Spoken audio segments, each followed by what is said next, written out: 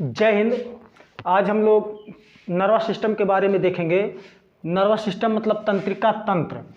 यह हमारे शरीर का सबसे महत्वपूर्ण सिस्टम होता है और इसी के द्वारा हमारा पूरा शरीर कंट्रोल किया जाता है।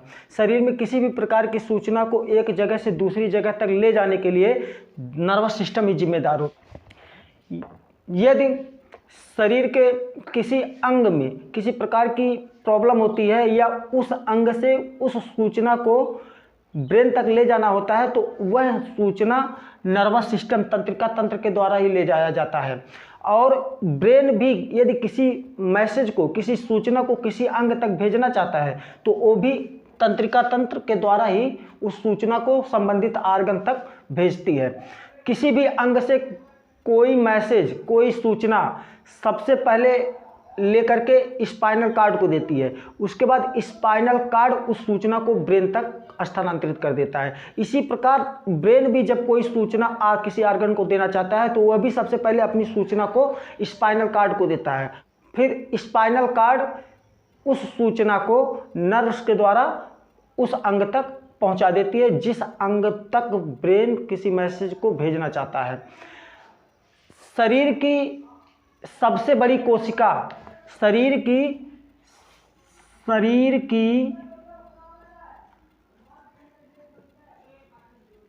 सबसे बड़ी कोशिका ओवम सेल होता है, जिसको हिंदी में अंडाणु कहते हैं। यह फीमेल में होता है। यह मानव शरीर की सबसे बड़ी कोशिका होती है और मानव शरीर की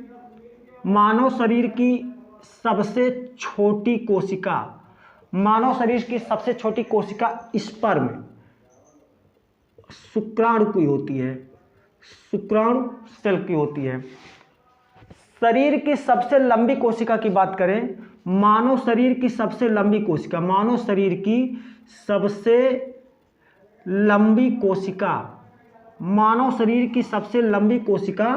वो नर्वस सिस्टम की कोशिका की होती है। नर्व सेल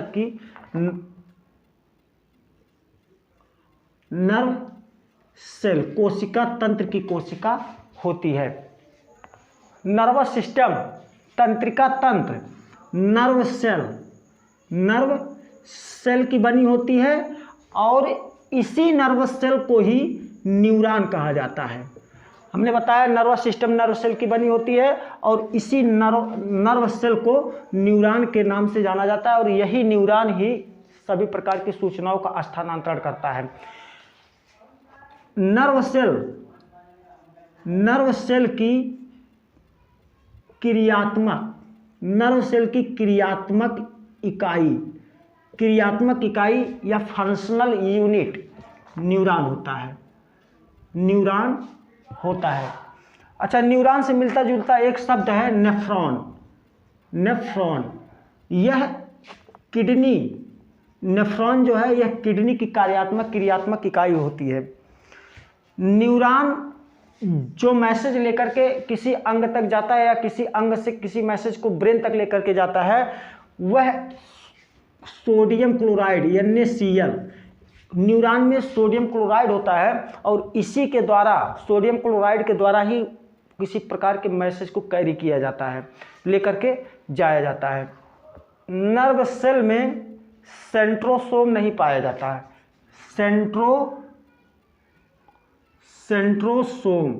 नर्व सेल में सेंट्रोसोम नहीं पाया जाता है, जिसके कारण नर्व सेल विभाजित नहीं हो पाती, मतलब उसमें सेल डिवीजन नहीं हो पाता है। नर्व सेल अपने पूरे जीवन काल में केवल एक बार विभाजित होती है, क्योंकि विभाजन करने का काम कोशिकाओं में विभाजन करने का काम सेंट्रोसोम का होता है और सेंट्रोसोम एनिमल सेल में कोशिकाओं का विभाजन करने के लिए जिम्मेदार होता है, जबकि प्लांट में सेल डिवीजन का कार्य सेल प्लेट के द्वारा किया जाता है। चूंकि नर्व सेल में सेंट्रोसोम नहीं होता है इसलिए नर्व सेल में विभाजन नहीं हो पाता, अर्थात इसमें रीजनरेशन की क्षमता नहीं होती है। इसका मतलब यह हुआ कि यदि एक बार नर्व सेल डैमेज हो जाती है या क्षतिग्रस्त हो जाती है तो वह फिर से रीजनरेट होकर के सही नहीं हो पाती, फिर से उनमें सुधार नहीं हो पाता है। यही कारण है कि जब दिमाग में कहीं पर चोट लग जाता है या पैरालिसिस का जब केस होता है या मतलब फालिज जिसको बोलते हैं, जब किसी को फालिज मार देता है, ब्रेन हैमरेज हो जाता है, तो उसमें नर्व सेल डैमेज हो जाती है, जिसके कारण उस नर्व सेल से संबंधित जो आर्गन होता है वह काम करना बंद कर देता है। रीजनरेशन के द्वारा जैसे छिपकली की पूंछ जो होती है उसमें रीजनरेशन की क्षमता होती है। यदि छिपकली की पूंछ कट जाती है तो बाद में धीरे धीरे रीजनरेट करके छिपकली की पूंछ फिर से निकल आती है। ऐसे एक एनिमल होता है प्लेनेरिया, उसमें भी रीजनरेशन की बहुत अधिक क्षमता होती है। यदि उसके शरीर को 2 टुकड़ों में काट दिया जाए तो दोनों टुकड़े 2 प्लेनेरिया बन जाते हैं, दोनों रीजनरेट करके 2 प्लेनेरिया बन जाते हैं। नर्वस सिस्टम को हम 3 भागों में विभाजित करते हैं। कौन कौन सा? नर्वस सिस्टम को 3 भागों में विभाजित करते हैं। पहला है CNS, दूसरा है PNS और तीसरा है ANS। CNS मतलब सेंट्रल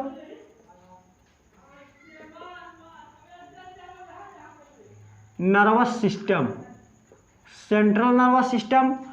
PNS का मतलब होता है peripheral, peripheral nervous system. ANS का ऑटोनोमस,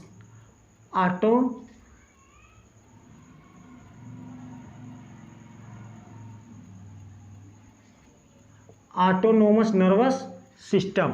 इसका हिंदी अर्थ होता है केंद्रीय तंत्रिका तंत्र, केंद्रीय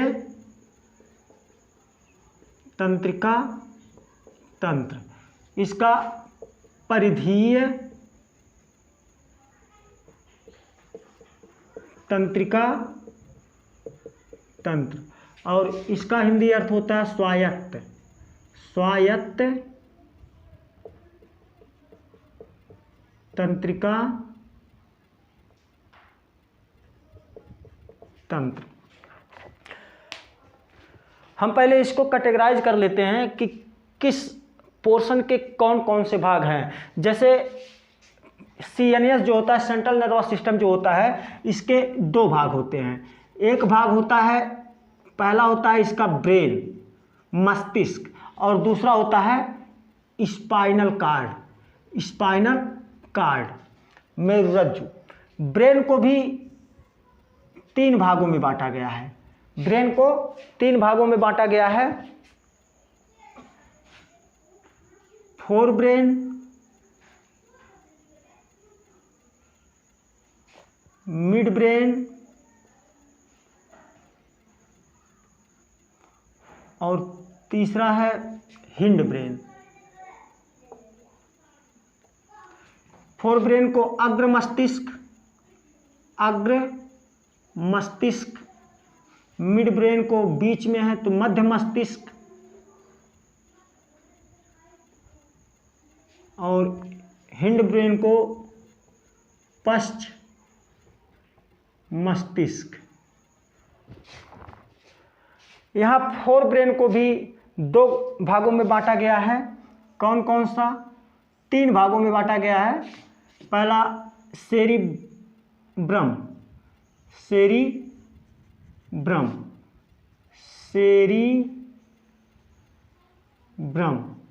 दूसरा है थैलेमस,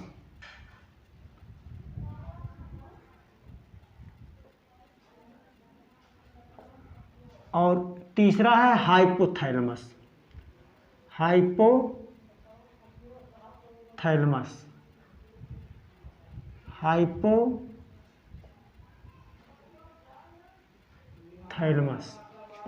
हिंड ब्रेन को 2 भागों में बांटा गया है। एक सेरिबेलम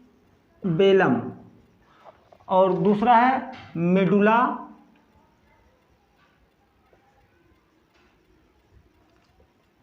ऑब्लोंगेटा, सेरिबेलम और मेडुला ऑब्लांगेटा। यहाँ पर ये सेरिब्रम है, ये सेरिब्रम है और ये सेरिबेलम है। सेरिब्रम फोर ब्रेन का हिस्सा है और सेरिबेलम मिड हिंड ब्रेन का हिस्सा है। अब एक एक करके इसके बारे में देखते हैं। पहले देखते हैं सीएनएस। सीएनएस मतलब सेंट्रल नर्वस सिस्टम। इसके दो भाग होते हैं, कौन कौन सा? एक ब्रेन होता है, मस्तिष्क, और दूसरा स्पाइनल कार्ड। स्पाइनल कार्ड यह फीमेल में 1350 ग्राम, लगभग 1350 ग्राम तक होता है और मेल में यह 1450 ग्राम तक होता है। ब्रेन के चारों तरफ ब्रेन को सुरक्षा प्रदान करने के लिए एक कठोर आवरण पाया जाता है, जिसे क्रेनियम कहते हैं। क्रेनियम कहते हैं। इस क्रेनियम में कुल 8 हड्डियां होती हैं। क्रेनियम के नीचे एक पतली परत पाई जाती है और इस परत को मेनिंजिस कहा जाता है। मेनिंजिस में जब कभी इन्फेक्शन हो जाता है या क्रेनियम पर चोट लगती है और वह चोट मेनिंजिस तक पहुंच जाती है, तो मेनिंजिस इन्फेक्ट होता है या डैमेज होता है, तो इससे मेनिंजाइटिस नामक रोग हो जाता है, जिससे क्या होता है कि दिमाग में सूजन आ जाता है और बहुत ज़्यादा पेन होती है।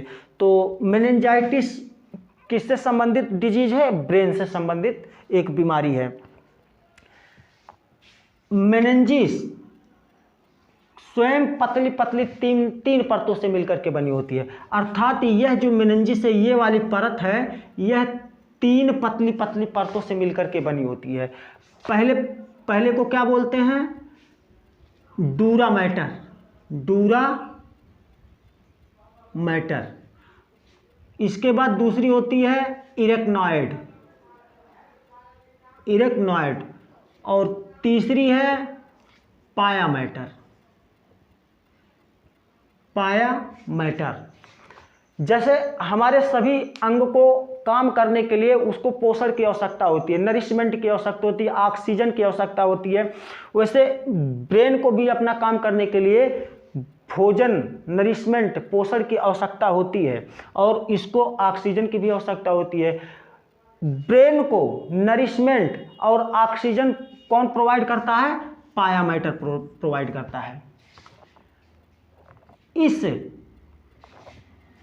मेनिंजिस लेयर और ब्रेन के बीच में, यहाँ पर मेनिंजिस लेयर और ब्रेन के बीच में एक तरल पदार्थ पाया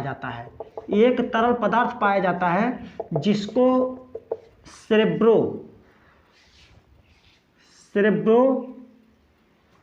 फ्लूइड कहा जाता है। यह भी ब्रेन को सुरक्षा प्रदान करता है। जब कभी क्रेनियम अर्थात ये खोपड़ी जिस पर ये बाल उगे हुए हैं, इसको क्रेनियम कहा जाता है।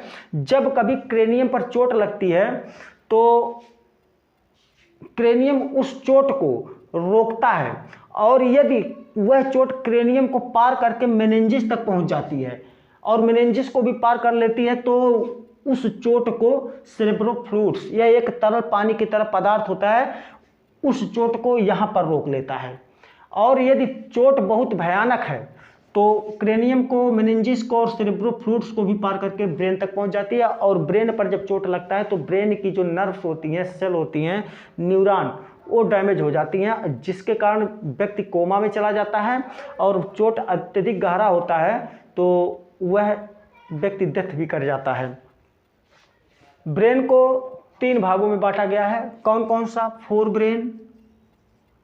फोर ब्रेन, मिड ब्रेन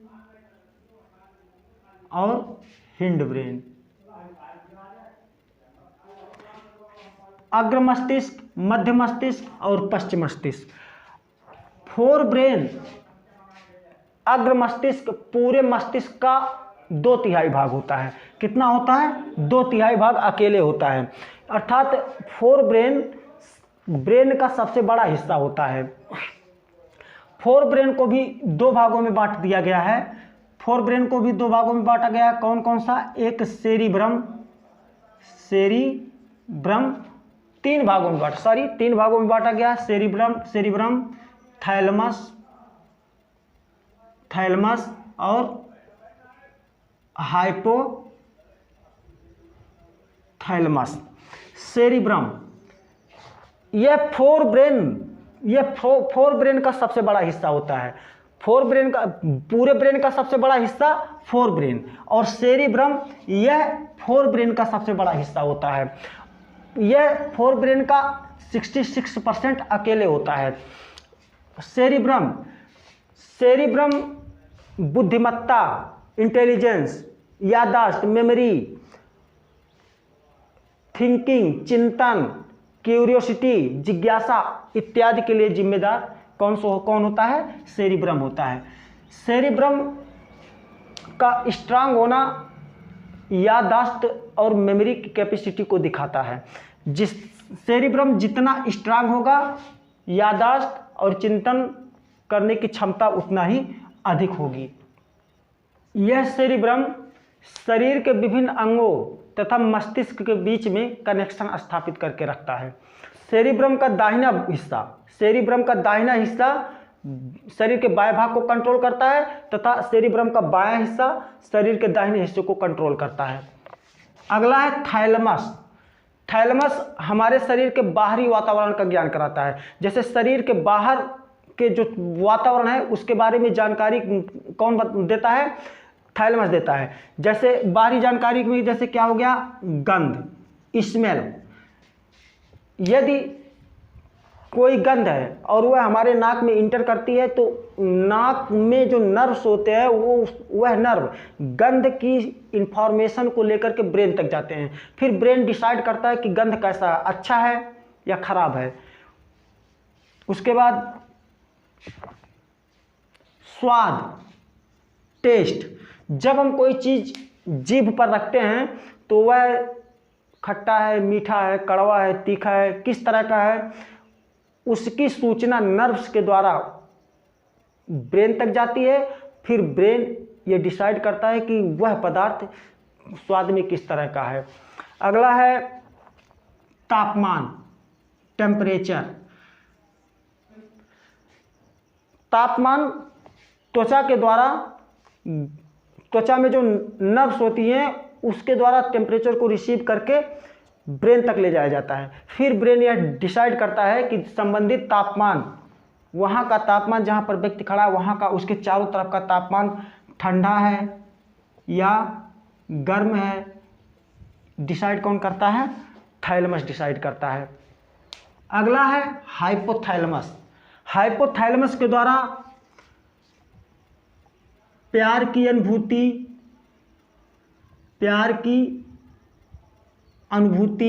घृणा की अनुभूति, गुस्सा की अनुभूति, भूख की अनुभूति, प्यास की अनुभूति, इन सब की अनुभूति किसके द्वारा होती है? हाइपोथैलेमस के द्वारा होती है। इसी के साथ साथ हाइपोथैलेमस हमारे शरीर के तापमान को मेंटेन करता है। शरीर के अंदर के तापमान को मेंटेन करने का काम कौन करता है? हाइपोथैलेमस। जब हमारे शरीर का तापमान बढ़ जाता है तो यह शरीर के अंदर की तापमान गर्मी को निकालने के लिए पसीने के रूप में तापमान को बाहर कर देती है। और जब शरीर का तापमान ठंडा हो जाता है तो यह हाइपोथैलेमस शरीर में ग्लूकोज की मात्रा को कंट्रोल करता है, जिसके कारण हमको भूख लगने लगती है। जब भूख लगती है तो व्यक्ति भोजन करता है और भोजन करने के बाद उस भोजन से व्यक्ति को ऊष्मा मिलती है, जिसके कारण व्यक्ति के शरीर का तापमान बढ़ जाता है। इस तरह से यह शरीर के अंदर के तापमान को भी कंट्रोल करता है। अगला है मिड ब्रेन। मध्य मस्तिष्क, यह हमारे श्रवण क्षमता और दृष्टि क्षमता पर नियंत्रण रखता है। श्रवण मतलब हियरिंग कैपेसिटी और वाचिंग कैपेसिटी, देखने की क्षमता को कौन कंट्रोल करता है? Mid brain. जैसे यदि कोई वस्तु है, उस वस्तु को हमने देखा और वह वस्तु क्या है, उस वस्तु की फिगर को आंख कैप्चर करके नर्व्स के द्वारा ब्रेन तक ले जाती है। फिर यह ब्रेन यह डिसाइड कर पाता है कि सामने वाली चीज़ क्या है। और ब्रेन में कौन सा भाग डिसाइड करता है? मिड ब्रेन करता है। कोई चीज़ बोली गई, कोई साउंड है, गाना बज रहा है, कोई गाली दे रहा है, इसकी जानकारी हमको कैसे प्राप्त होती है? कान उस साउंड को रिसीव करता है और नर्व्स के द्वारा उस साउंड को ब्रेन तक भेजा जाता है, ब्रेन में मिड ब्रेन तक। फिर मिड ब्रेन यह डिसाइड कर पाता है कि वह जो साउंड है, कोई गीत है, गाना है या कोई गाली है या किस तरह की है, यह डिसाइड कौन करता है? मिड ब्रेन करता है। मिड ब्रेन के भी दो भाग होते हैं, एक कार्पोरा और एक होता है पेंडिकिल। अगला देखते हैं हिंड ब्रेन। हिंड ब्रेन यह मस्तिष्क का दूसरा सबसे बड़ा भाग होता है। इसका अगला पार्ट नेक्स्ट वीडियो में देखेंगे। तब तक के लिए थैंक यू। वीडियो को शेयर करें, सब्सक्राइब करें, लाइक करें। Thank you.